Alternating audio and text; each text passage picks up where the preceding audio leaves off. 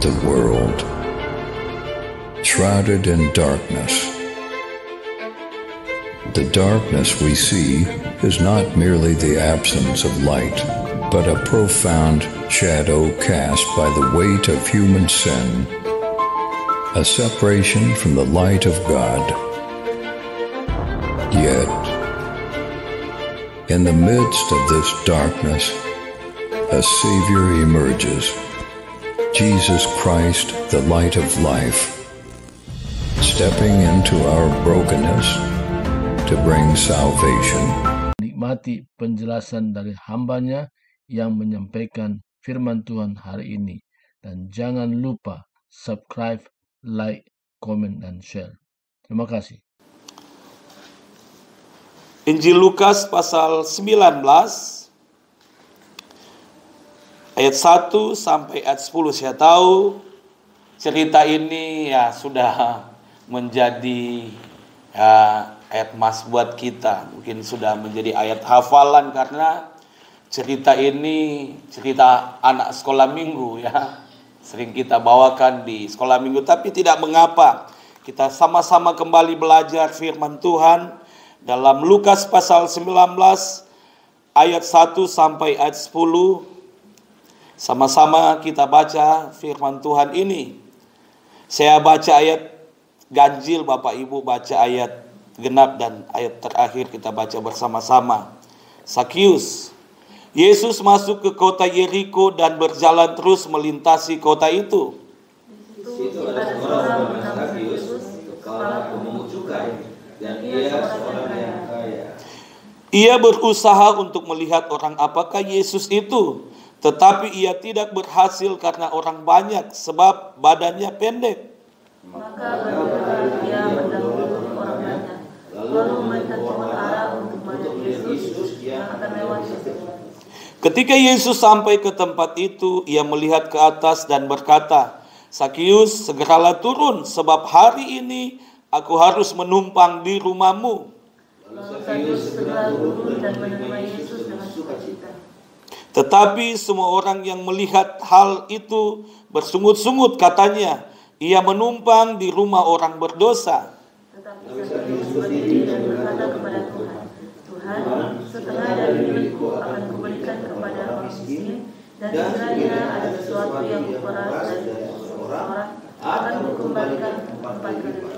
Kata Yesus kepadanya, hari ini telah terjadi keselamatan kepada rumah ini, karena orang ini pun anak Abraham.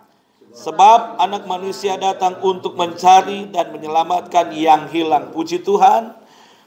Kita sudah baca bersama-sama firman Tuhan pagi ini, sehingga pagi ini saya beri judul firman Tuhan, sikap hati yang berkenan pada Tuhan.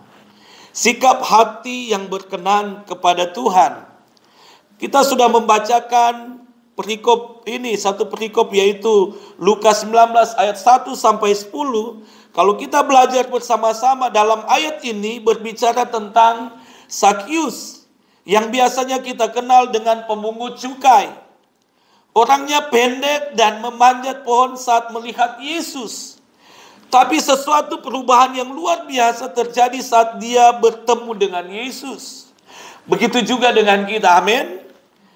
Perubahan besar akan terjadi dalam hidup kita saat kita bertemu secara pribadi dengan Yesus. Haleluya. Saya percaya, sebagai orang percaya, sebagai anak Tuhan, bahkan sebagai hamba Tuhan, di dalam kita mengiring akan Tuhan, di dalam kita melayani Tuhan, pasti dan pasti kita rindu ada perjumpaan pribadi dengan Tuhan. Amin. Satu pribadi yang luar biasa yang kita kenal, yaitu Yesus Kristus sebagai juru selamat kita, yang kita nantikan 2000 tahun yang lalu, yang datang di dunia ini. Begitu juga seorang pemungut cukai, yaitu Sakius. Ayat ini yang pertama dikatakan bahwa Yesus melintasi kota Yeriko. Kenapa Yesus hanya melewati kota Yeriko? Di ayat 1 firman Tuhan katakan, ayat 1, Yesus masuk ke kota Yeriko dan berjalan terus melintasi kota itu. Yang menjadi pertanyaan kebenaran firman Tuhan pagi ini, kenapa Yesus hanya melewati kota Yeriko? Ada apa tentang kota Yeriko? Amin. Ada apa? Kenapa Yesus tidak tertarik dengan kota Yeriko? Ternyata kalau kita melihat dalam ayat 7, kita lihat di dalam ayat 7 firman Tuhan di ayat 7, tetapi semua orang yang melihat hal itu bersungut-sungut, katanya, ia menumpang di rumah orang berdosa. Ternyata kalau kita belajar pagi ini, ternyata firman Tuhan dengan jelas, kota Yeriko adalah gambaran orang-orang yang benar-benar yang bersungut-sungut kepada Tuhan. Yang kita belajar di sana, ini merupakan sikap hati yang tidak berkenan kepada Tuhan, yaitu yang pertama yang saya katakan tadi, suka bersungut-sungut. Tuhan tidak mau singgah di hati yang suka bersungut-sungut. Sekali lagi, Tuhan tidak mau singgah di hati orang yang suka bersungut-sungut. Sebagian bangsa Israel tidak masuk tanah Kanaan. Kenapa? Karena banyak persungutan hati. Bangsa Israel, ketika kita tahu bersama, ketika bangsa Israel keluar dari tanah perbudakan, yaitu Mesir, Allah sudah menolong mereka, sudah mengeluarkan mereka dari tanah perbudakan. Tapi mereka tetap bersungut-sungut. Mereka tetap bersungut-sungut. Mereka tidak mengingat perbuatan baik, pertolongan yang luar biasa yang dialami oleh bangsa Israel. Jika ada persungutan dalam hidup kita, buang itu dalam hati. Amin. Dan mulailah memuliakan Tuhan dengan bersyukur. Apapun yang Tuhan percayakan buat kita, baik dalam melayani Tuhan, melayani pekerjaan Tuhan, baik dalam kita menjalankan tugas, pekerjaan, usaha apapun yang Tuhan percayakan, apatah lagi dipercayakan sebagai pembina di panti asuhan Bersinar ini, mari lakukan firman Tuhan itu. Firman Tuhan bilang, lakukan itu untuk Tuhan. Amin. Bukan untuk manusia, tapi untuk Tuhan. Kenapa? Sekali lagi, kenapa Yesus nak tergerak untuk tinggal di kota Yeriko? Karena ada persungutan di sana. Di ayat 7 kita sudah baca bersama-sama tadi, yaitu firman Tuhan katakan, tetapi semua orang yang melihat hal itu bersungut-sungut, katanya, ia menumpang di rumah orang berdosa. Ini yang Yesus lihat di kota Yeriko. Ini yang Yesus lihat. Sehingga Yesus hanya lewat di kota Yeriko, dia hanya mampir. Dan dia berjumpa dengan siapa? Sakius. Untuk itu firman Tuhan bilang, milikilah hati yang yang bersyukur, tidak bersungut-sungut kepada Tuhan. Amin. Itu yang Tuhan mau. Itu yang Tuhan rindukan. Dan ini merupakan sikap hati yang tidak berkenan pada Tuhan, yaitu bersungut-sungut. Untuk melayani Tuhan, jangan kita bersungut-sungut. Amin. Berikan hati kita untuk Tuhan, untuk memuliakan Tuhan. Dan yang kedua, yang saya lihat di sini, sikap hati yang keras. Sikap hati yang keras. Mari kita miliki hati yang mau ditegur. Amin. Hati yang mau ditegur. Terbuka bagi semua orang. Orang Yeriko tidak suka ditegur dan tidak menerima nasihat-nasihat. Itu yang terjadi. Allah atau Tuhan Yesus, dia hanya melewati kota Yeriko yang kita sudah baca di ayat 1. Ternyata di kota Yeriko sekali lagi. Yang kedua, sikap hati yang keras. Mari jangan kita mengeraskan diri kita. Amin. Kita harus memiliki sikap hati yang siap ditegur. Terbuka bagi semua orang. Orang Yeriko tidak suka ditegur dan tidak mau menerima nasihat. Kalau tidak mau menerima nasihat, wah, bahaya itu ya Pak ya. Harus terima nasihat apapun. Karena sebagai hamba Tuhan juga harus siap ditegur. Amin. Karena kita hanya hamba, keset, budak. Dimanapun kita dipersiapkan Tuhan, melayani Tuhan, ada pemimpin. Amin. Ketika pemimpin menegur kita, menasihati kita, terima. Karena firman Tuhan bilang, lebih baik tegur yang nyata daripada kasih yang tersembunyi. Tegur. Terima apa tegurannya. Amin. Terima, karena teguran itu untuk membangun iman percaya kita. Untuk membangun pribadi kita. Untuk menjadi pribadi yang benar-benar berkenan. Baik di hadapan Tuhan, terlebih khusus bagi di hadapan di mana kita berada. Itu yang Tuhan mau. Sikap hati yang keras kita buang. Amin. Sikap hati yang keras kita buang. Jangan seperti orang-orang yang ada di kota Yeriko. Sudah bersungut-sungut lagi. Keras, tidak mau ditegur. Memiliki hati yang tidak mau ditegur. Keras kepala. Tidak mau menerima nasihat. Padahal nasihat itu untuk membangun kita. Amin. Untuk membangun kita. Itu yang Tuhan mau. Tuhan mau berdiam diri bagi orang yang suka menerima nasihat. Suka ditegur. Jangan kita keras kepala. Amin. Jangan kita keras kepala. Terima aja tegurannya. Karena teguran itu untuk membangkitkan iman percaya kita. Untuk membuat kita semakin dewasa. Semakin dewasa, semakin memiliki karakter Kristus yang dewasa di dalam Tuhan. Dan yang ketiga yang saya lihat di sini. Yang ketiga, tidak suka menerima kekurangan orang lain. Kita semua punya kekurangan, tapi mari kita belajar untuk berkenan kepada Allah. Amin. Jangan sampai kita tidak disukai Tuhan karena sikap hati yang merasa kita yang paling hebat, paling benar bagi orang lain. Mari miliki sikap yang rendah hati. Amin.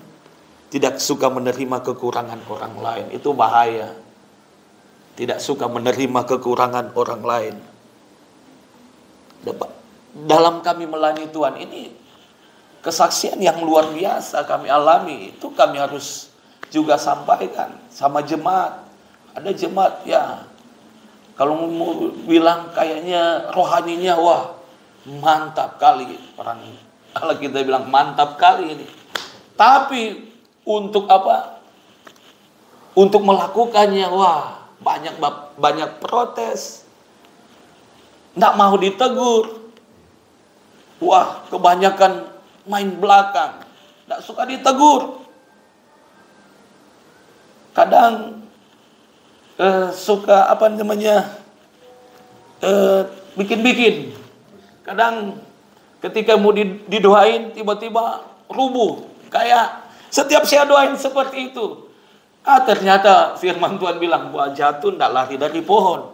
Anaknya juga kadang seperti mamanya. Saya bilang, aduh ini yang bahaya ini. Sehingga ketika didoain ternyata anaknya ini ikut-ikutan sama mamanya. Mungkin ada simpan akar pahit. Katanya dia dirasuk setan. Kadang jam 2 tengah malam ditelepon. Waduh, padahal waktu kita tidur ditelepon. Saya harus berangkat berapa kali. Tapi pas jam berapa itu, 1:30 saya baru selesai berdoa. Biasa jam 12 saya harus 12 malam saya harus berdoa.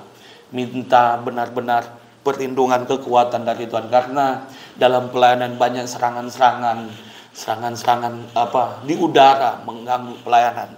Berdoa.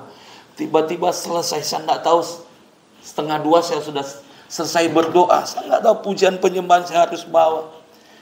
Saya selesai berdoa sambil baca Alkitab, tutup, berdoa. Tiba-tiba ada telepon masuk. Biasanya kan saya matiin, tapi saya lupa, nggak di silent, nggak dimatiin. 1:30 saya lihat, wah telepon ini, ada apa ini? Ya yang jemaat itu. Pas saya angkat, aduh nangis, video call, doain anaknya lagi kerasukan. Saya bilang, aduh ini nggak boleh dibiarkan. Oke, hari Minggu selesai ibadah kami harus doain. Katanya dari jam pas saya selesai berdoa jam 2:30 anaknya sudah selesai.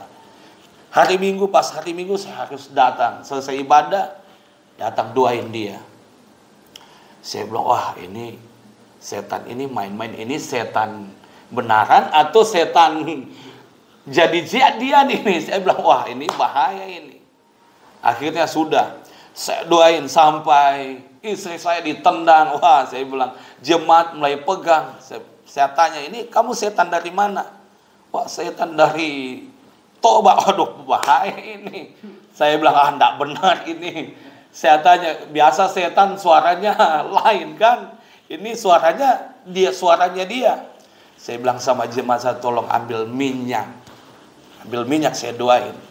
Ambil minyak, saya gosok di muka, saya doain nama Yesus. Wah, saya bilang, wah ini enggak sadar. Biasanya ketika saya tumpang tangan langsung segar, langsung Tuhan tolong, Tuhan pulihkan. Ini enggak, saya langsung ambil minyak, tolong ambil sendok. Saya ambil sendok, saya masukin dalam mulutnya.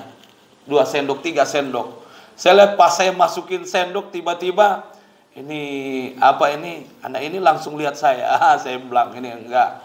Saya bilang, kalau engkau setan keluar, tapi kalau engkau main-main, engkau berurusan dengan Tuhan. Langsung dia sadar. Saya bilang, wah ini setan, ini main-main sama saya. Ini bukan setan benaran ini. Ini karena jadi-jadian ini. Mungkin saya bilang, ini mungkin sudah karena bawaan dari mamanya ini. Itu yang saya lihat. Sehingga saya bilang, kalau engkau mau menjadi pengikut Kristus yang sejati, berubahlah. Nggak suka ditegur kadang, wah berkuar-kuar di mana-mana. Sehingga saya bilang, aduh Tuhan percayakan jemaat seperti ini. Saya mau usir. Saya bilang, Tuhan ini jiwa. Saya bilang, biarin aja terus, layani terus.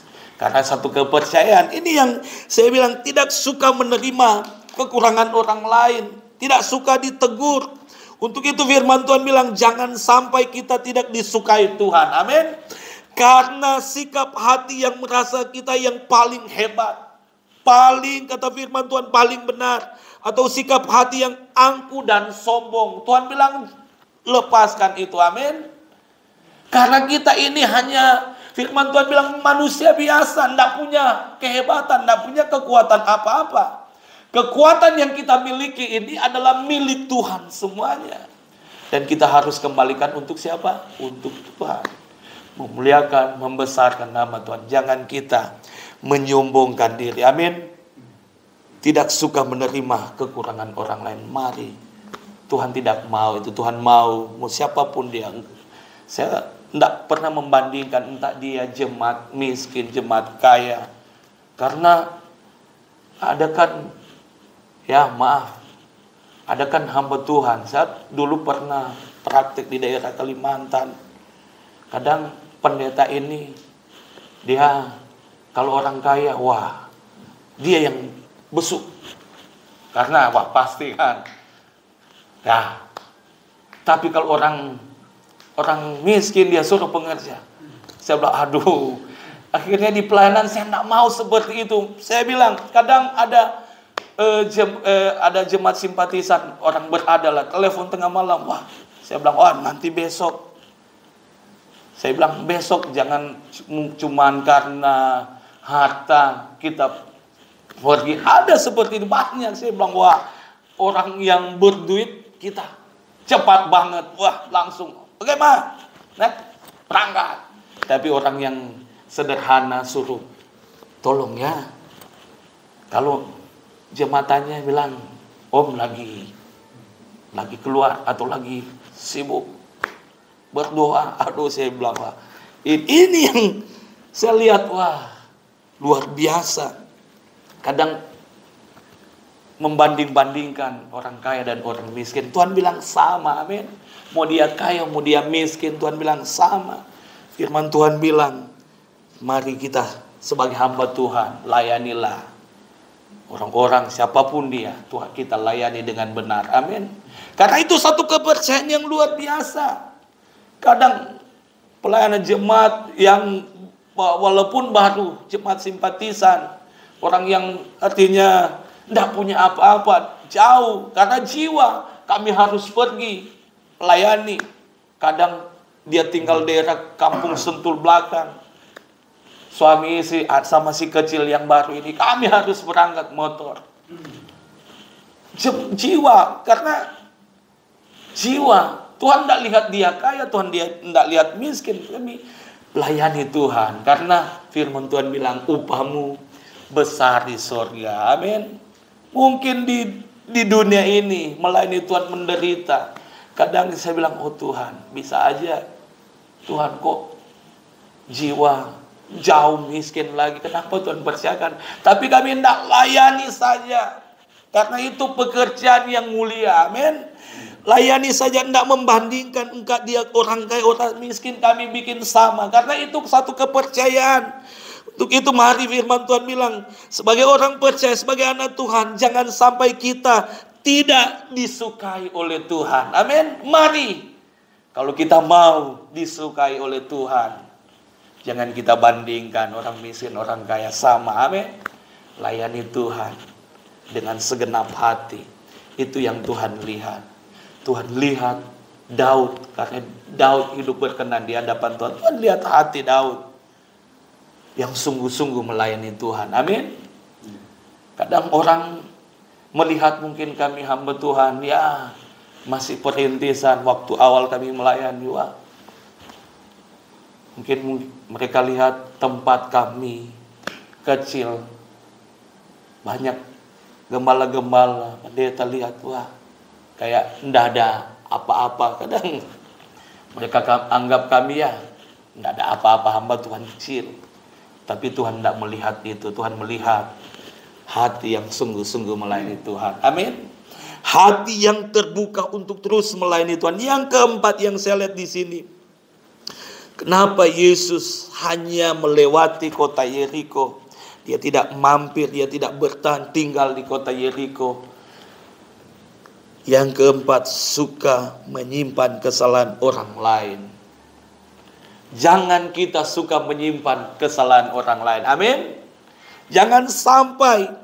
Sehingga yang keempat ini, suka menyimpan kesalahan orang lain. Orang-orang seperti ini tidak mau diberkati. Kalau dia suka menyimpan kesalahan orang lain, menyimpan akar pahit, menyimpan dendam, berarti dia menolak berkat Tuhan yang besar. Amin.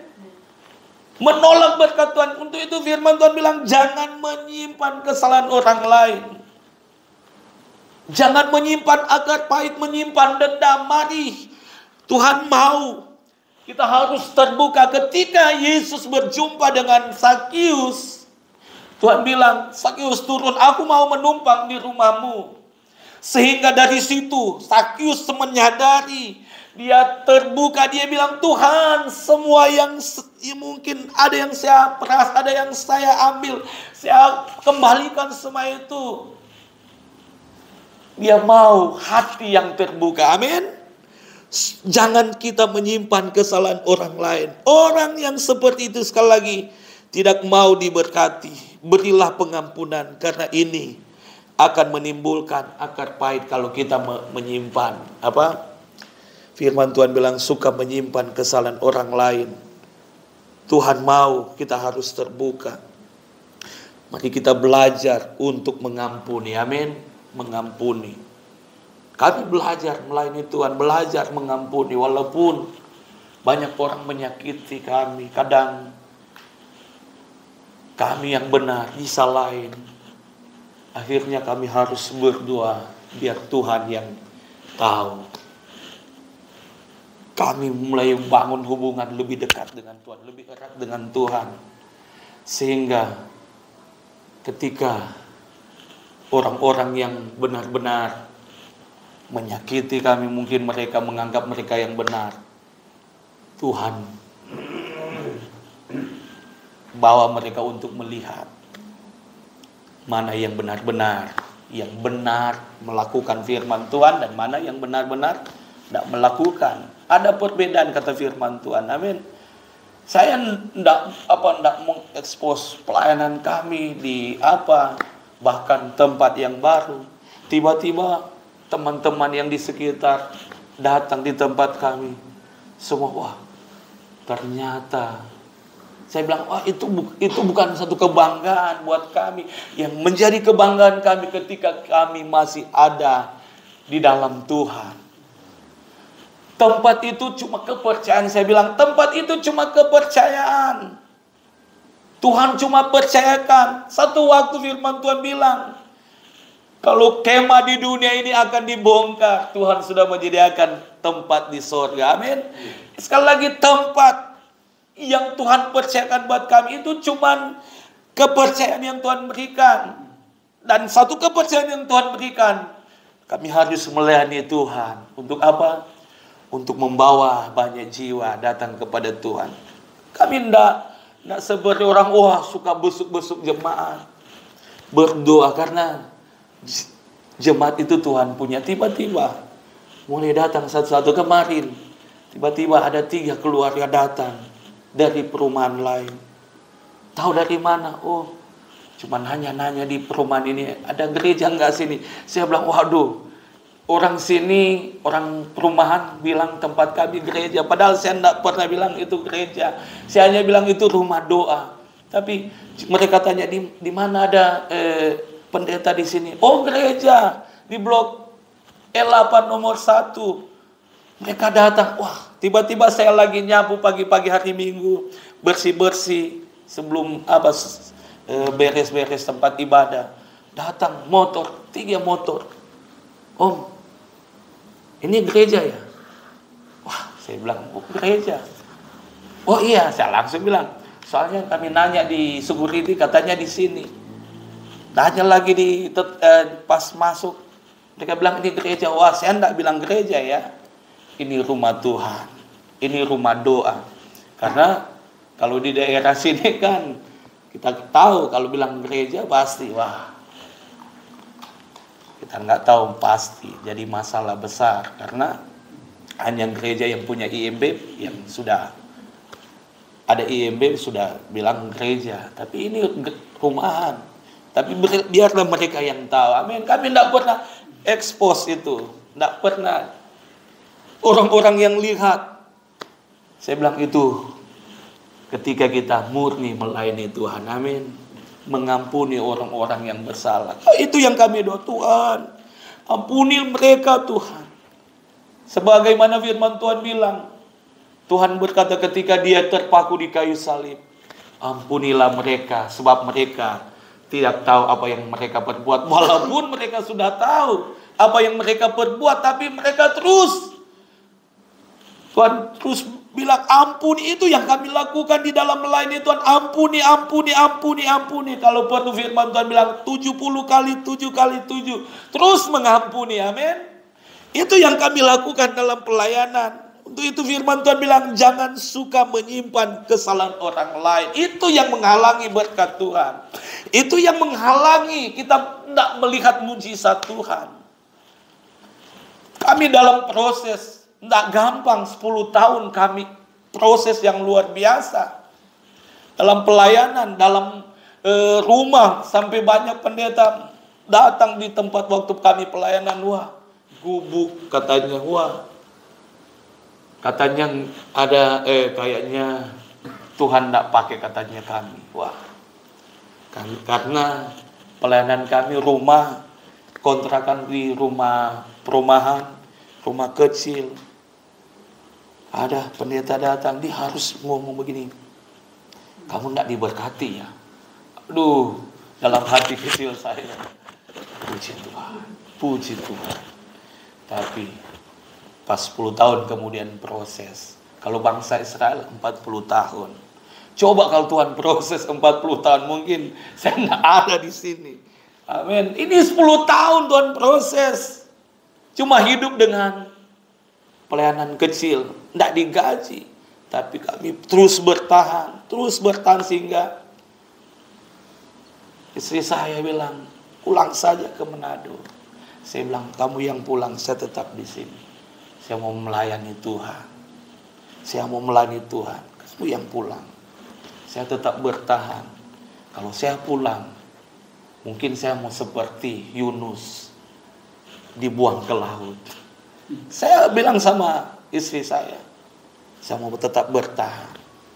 Karena ini kepercayaan, kalau saya sudah melangkah untuk melayani Tuhan, saya terus mau melayani Tuhan. Apapun pergumulan proses, saya mau tetap ikuti proses Tuhan. Sehingga Tuhan lihat Ebenezer, Tuhan sudah menolong pelayanan kami. Sehingga bukan menjadi sombong, satu kebanggaan. Pelayanan Tuhan persediakan 2 tempat. Cara manusia tidak mampu, tidak sanggup. Pulang pergi, kadang dulu ibadah di perumahan yang sekarang sore jam 6, pagi di Gunung Putri. Kami harus berangkat. Tapi saya bilang, waduh, sudah capek lagi melayani di hari Minggu pagi. Sore lagi mau melayani, sebenarnya waktunya istirahat. Akhirnya kami harus kita tanya sama jemaat, bisa nggak kita bikin pagi di Nirwana, jam 8:30 di Nirwana, 10:30 di Gunung Putri. Oh boleh om. Akhirnya walaupun capek, setiap selesai ibadah hari Minggu di perumahan baru, kami harus baru selesai khotbah, tutup, berangkat ke Gunung Putri melayani. Satu kepercayaan, saya bilang, 1 jiwa saja kami layani, 1 jiwa, firman Tuhan bilang dilayani, beribu-ribu malaikat di surga bertepuk sorai. Amin. Itu yang kami lakukan. Itu yang kami lakukan. Terus lakukan, terus mengampuni lebih sungguh. Amin. Ini yang kami terus bangun dalam melayani Tuhan. Oleh karena itu, milikilah sikap yang menyenangkan hati Tuhan. Amin. Sikap yang menyenangkan hati Tuhan seperti yang kita baca, yang ada pada ayat 2 ayat sampai 4. Coba kita ke ayat 2 sampai 4 di dalam Sakyus tadi, Lukas tadi, ayat 2 sampai 4. Di situ ada seorang bernama Sakyus, kepala pungut cukai, dan ia seorang yang kaya. Ia berusaha untuk melihat orang apakah Yesus itu, tetapi ia tidak berhasil karena orang banyak, sebab badannya pendek. Ayat 4. Maka berlarilah ia mendahului orang banyak, lalu memanjat pohon ara untuk melihat Yesus yang akan lewat di situ. Dia berlari ketika dia melihat, dia berjumpa dengan Tuhan, dia berlari. Amin. Untuk itu firman Tuhan bilang, yang saya lihat di ayat 2 sampai 4 ini, mau berusaha berjumpa dengan Tuhan. Amin. Berusaha berjumpa dengan Yesus di tengah keterbatasan kita. Seperti yang kita lihat Sakyus, orang pendek. Apa yang dia harus lakukan? Dia harus berusaha untuk berjumpa dengan Tuhan Yesus. Amin. Ketika dia berusaha, dia lari memanjat pohon. Ketika dia memanjat pohon, di atas Yesus melihat dia. Yesus berkata, Sakyus, turunlah, aku akan menumpang di rumahmu. Amin. Itu satu perjumpaan dengan Tuhan. Ketika dia melihat Yesus, ada seruan nih, Sakyus, turunlah, aku akan menumpang di rumahmu. Itu satu respon yang luar biasa. Amin. Mari Milikilah mau berusaha berjumpa dengan Yesus. Amin. Di tengah keterbatasan kita seperti Sakyus, tengah keterbatasannya, dia mau berjumpa dengan Yesus. Dalam kesibukan kita, dalam pekerjaan kita, mari kita harus utamakan untuk berjumpa dengan Yesus. Amin. Milikilah kerinduan untuk berjumpa dengan Yesus, kesungguhan hati untuk bertemu dengan Yesus. Amin. Dan bagian B, bersemangat untuk berjumpa dengan Yesus. Amin. Di ayat 4 tadi yang kita sudah bacakan, ayat 4. Coba kita lihat lagi di ayat 4. Maka berlarilah ia mendahului orang banyak, lalu memanjat pohon ara untuk melihat Yesus yang akan lewat di situ. Luar biasa, respon yang luar biasa. Bersemangat harus sebagai anak Tuhan, sebagai hamba Tuhan, sebagai orang percaya, milikilah semangat. Amin. Pantang menyerah. Amin. Terus bersemangat. Semangat itu yang akan terus membangkitkan gairah hidup kita untuk terus untuk terus melihat pertolongan Tuhan, untuk melihat janji Tuhan yang Tuhan akan nyatakan buat kita. Milikilah semangat hati untuk berjumpa dengan Yesus. Amin. Tinggalkan dulu kesibukan kita. Saya selalu bilang sama jemaat, hari Minggu firman Tuhan bilang, lebih baik 1 hari di pelatarannya daripada 1000 hari di tempat lain. Saya bilang, hari Minggu engkau harus utamakan Tuhan.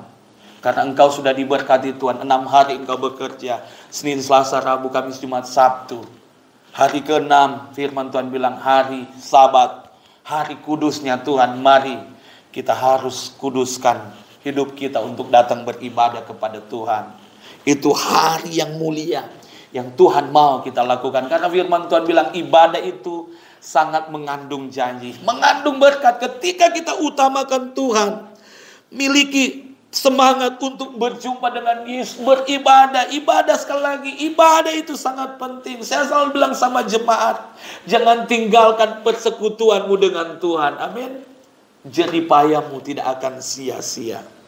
Dan bagian D, merendahkan diri. Amin. Merendahkan diri seperti Sakyus, melepaskan atributnya sebagai kepala pengungut cukai. Atributnya sebagai pengungut cukai, penagih pajak, dia lepaskan itu. Dia tidak malu memanjat pohon untuk berjumpa dengan Yesus. Dia tinggalkan atribut, dia tinggalkan masalahnya, dia tinggalkan beban hidupnya, dia tinggalkan segala jubah yang kotor itu, dan dia datang kepada Tuhan untuk menerima Yesus hadir dalam hidupnya. Amin. Menerima Yesus untuk terus dibangun lewat firman Tuhan. Sehingga di ayat 6 coba kita lihat ayat 6. Lalu Sakyus segera turun dan menerima Yesus dengan sukacita. Amin. Menerima Yesus dengan sukacita. Ada banyak orang tidak mau menerima Yesus dengan sukacita. Kalau kita mau menerima Yesus dengan sukacita, pasti kita mau diberkati Tuhan. Ada banyak orang. Itu saya sudah saksikan dulu. Jemaat dia sendiri yang mau suruh tempat di rumah dia bikin ibadah keluarga. Tapi setelah jamnya, Ibu Anita kemarin juga sudah saksikan, setelah jamnya tiba-tiba lampunya sudah dimatiin. Dia menolak Yesus hadir di rumah dia. Sehingga singkat cerita, tidak hitung berapa hari kemudian, usahanya, toko sembakonya tiba-tiba tutup. Dia tinggalkan rumah itu, tidak tahu dia tinggal di kemana. Pas saya nanya, yang Bapak ini tinggal di mana? Oh, tinggal di petakan dari orang yang berada. Tiba-tiba Tuhan proses. Karena dia menolak kehadiran Tuhan.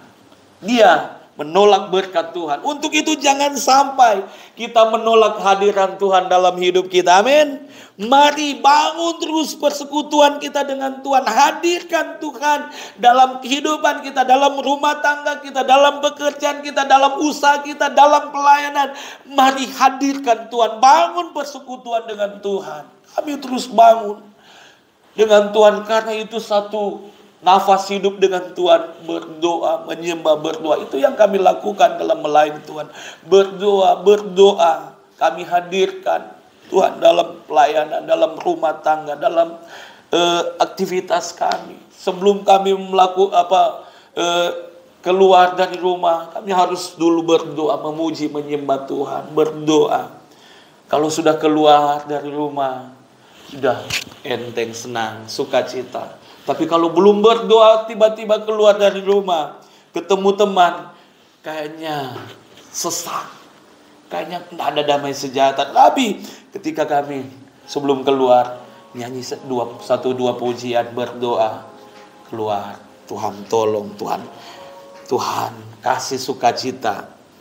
Walaupun ada masalah, ada pergumulan, tapi karena kita terus mengutamakan Tuhan. Amin. Saya percaya pertolongan Tuhan akan nyata dalam hidup kita. Untuk itu, sikap hati seperti ini yang berkenan pada Tuhan, sehingga Yesus izinkan menumpang di rumah kita. Amin. Yesus ingin menumpang di rumah kita kalau kita sudah connect dengan Tuhan. Kalau kita sudah benar-benar sudah siap Tuhan masuk dalam hidup kita. Saya percaya, yakin, tidak menghitung 1, 2, 3. Dia akan masuk, dia akan membentuk, sehingga dia katakan, marilah kepadaku semua yang letih, lesu dan berbeban berat. Aku akan memberikan kelegaan kepadamu. Sakyus terbuka untuk membiarkan Yesus masuk dalam dirinya, dalam keluarganya. Ketika Yesus ada di rumah Sakyus, terjadi perubahan yang besar. Amin. Ketika Yesus masuk di rumah Sakyus, terjadi perubahan yang besar. Dia melakukan hal-hal yang mustahil dilakukan manusia. Untuk itu miliki sikap hati seperti Sakyus, agar Tuhan berkenan hadir di rumah kita. Amin. Dan terpenting dari semuanya itu, dia mendapatkan keselamatan. Amin. Di ayat 10, ayat 9 dan 10, apa kata firman Tuhan ayat terakhir? Ayat 9 dan 10, sama-sama kita baca. Ayat 9 dan 10. Kata Yesus kepadanya, hari ini telah terjadi keselamatan pada rumah ini, karena orang ini pun anak Abraham. Sebab anak manusia datang untuk mencari dan menyelamatkan yang hilang. Amin. Dahulu kita tahu Sakyus terhilang. Sekarang firman Tuhan bilang terjadi keselamatan yang luar biasa. Amin.